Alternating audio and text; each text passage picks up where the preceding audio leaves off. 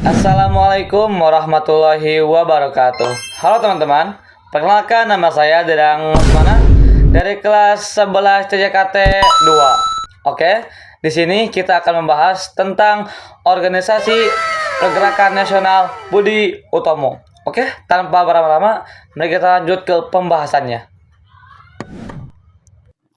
Halo teman-teman, sekarang kita akan membahas tentang sejarah terciptanya Organisasi Pergerakan Nasional Budi Utomo. Ini dia poin-poin penting yang akan kita bahas tentang materi tersebut. Yang pertama ada pendirinya siapa, latar belakang terciptanya organisasi tersebut, tujuannya serta kesimpulannya. Oke, semoga teman-teman gak bosan ya. Oke, kita akan lanjut ke materi pertama tentang pendiri Organisasi Pergerakan Nasional Budi Utomo. Jadi, Organisasi Pergerakan Nasional Budi Utomo tidak didirikan oleh satu orang saja, melainkan merupakan hasil kolaborasi antara tokoh intelektual, senior, dan para mahasiswa kedokteran yang berjiwa muda yang berdiri tahun 20 Mei 1908.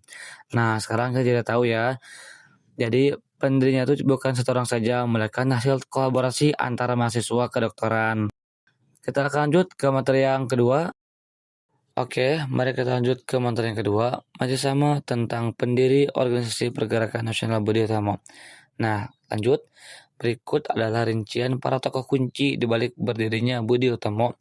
Yang pertama, sang penggerak ide, Dr. Wahidin Sudirohusodo. Peran beliau adalah alumnus Sofia yang berkeliling Pulau Jawa untuk mengampanyekan pentingnya pendidikan dan pengumpulan dana pelajar. Visi beliau adalah meyakini bahwa bangsa Indonesia hanya bisa maju jika rakyatnya cerdas dan berpendidikan. Pertemuannya dengan mahasiswa Sofia pada akhir 1907 menjadi pemicu utama berdirinya Budi Utomo.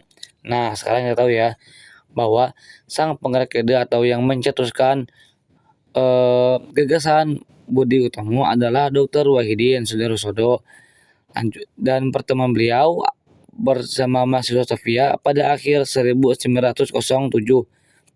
Mari kita lanjut ke materi yang kedua. Lanjut, yang kedua, sang ketua yaitu Sutomo. Nah, sekarang kita bisa menyebutkan bahwa Sutomo adalah ketua yang memimpin rapat bersejarah pada 20 Mei 1908. Perannya saat itu, ia masih berstatus mahasiswa Sofia. Bersama teman-temannya, ia ingin merumuskan gagasan dari Dr. Wahidin menjadi sebuah organisasi formal.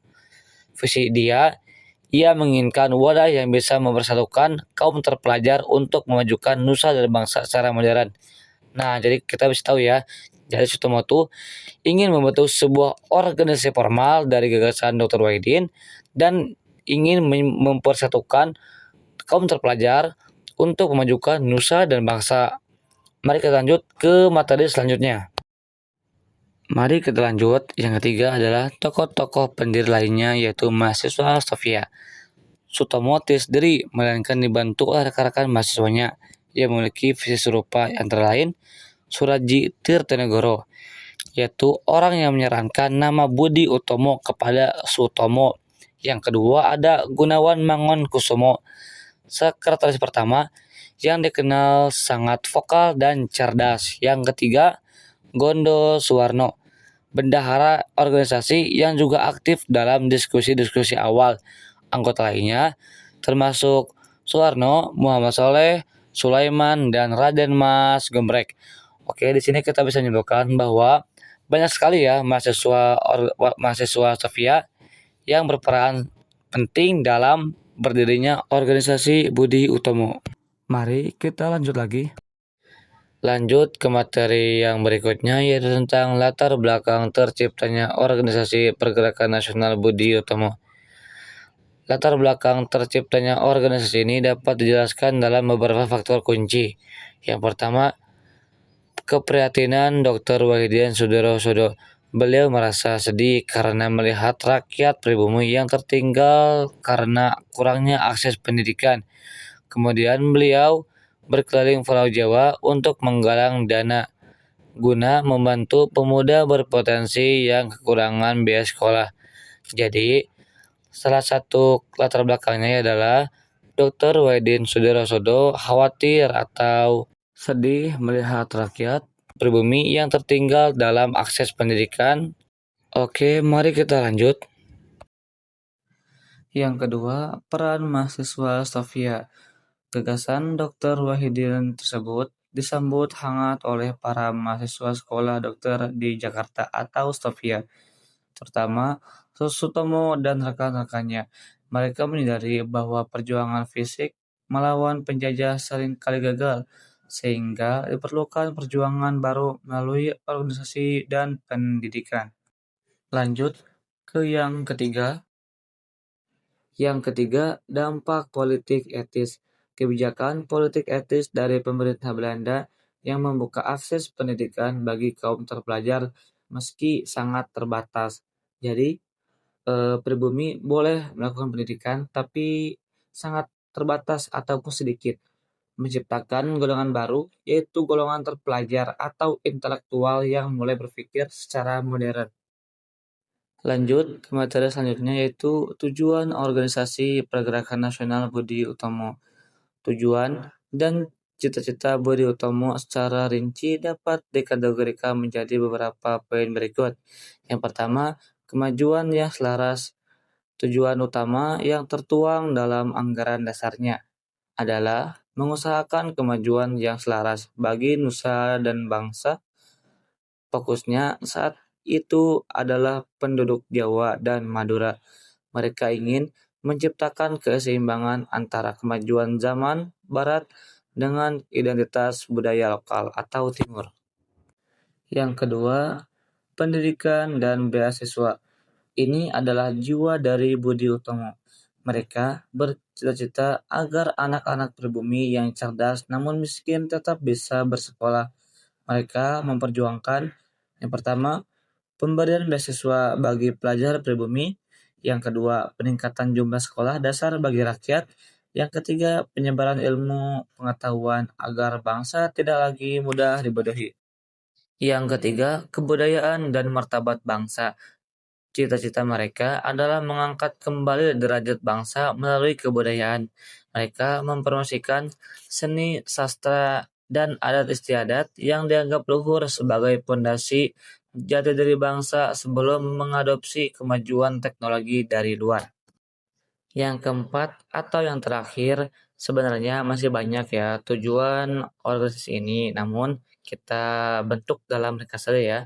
Yang keempat adalah ekonomi dan pertanian. Budi Utomo bercita-cita memajukan sektor pertanian dan perdagangan. Mereka menyadari bahwa pendidikan tidak akan maksimal jika perut rakyat masih lapar dan ekonomi masih dikuasai sepenuhnya oleh pihak asing. Lanjut ke materi kesimpulan. Kesimpulan dari perjalanan Budi Utomo adalah bahwa organisasi ini merupakan pintu gerbang menuju perjuangan Indonesia yang modern. Meskipun tidak langsung mengusir penjajah dengan senjata, mereka berhasil mengubah pola pikir bangsa dari perjuangan fisik yang kedaerahan menjadi perjuangan organisasi yang sistematis. Berikut adalah 3 poin utama yang bisa kita ambil sebagai intisari perjalanannya. Yang pertama, transformasi perjuangan. Budi Utomo membuktikan bahwa kecerdasan dan organisasi lebih efektif daripada perlawanan tanpa rencana. Ini adalah awal di mana pena mulai menjadi senjata yang diperhitungkan. Yang kedua, pendidikan sebagai kunci. Latar belakang para pendirinya yaitu mahasiswa Sofia menunjukkan bahwa perubahan besar dimulai dari bangku sekolah. Tanpa akses pendidikan, sulit bagi sebuah bangsa untuk menyadari hak-haknya. Yang ketiga atau yang terakhir, semangat persatuan atau fusi. Keputusan mereka untuk melebur menjadi Parindra pada tahun 1935 menunjukkan kedewasaan politik. Mereka yang rela menanggalkan nama besar organisasi demi tujuan yang lebih tinggi, yaitu persatuan nasional. Selamat Anda berada di ujung video. Semoga dengan mendengarkan materi yang saya jelaskan tadi, kita bisa tahu dan paham bagaimana sejarah terciptanya organisasi tersebut dan bagaimana para perjuangan tokoh-tokoh untuk membangun dan mendirikan organisasi tersebut. Salah satunya, melawan penjajah tidak hanya dalam bentuk berperang saja, tapi juga bisa dalam bentuk pendidikan, ekonomi, dan pertanian. Oke, untuk mempersingkat waktu, sekian yang dapat saya sampaikan. Semoga kita bisa bertemu di lain waktu. Akhir kata, Assalamualaikum warahmatullahi wabarakatuh.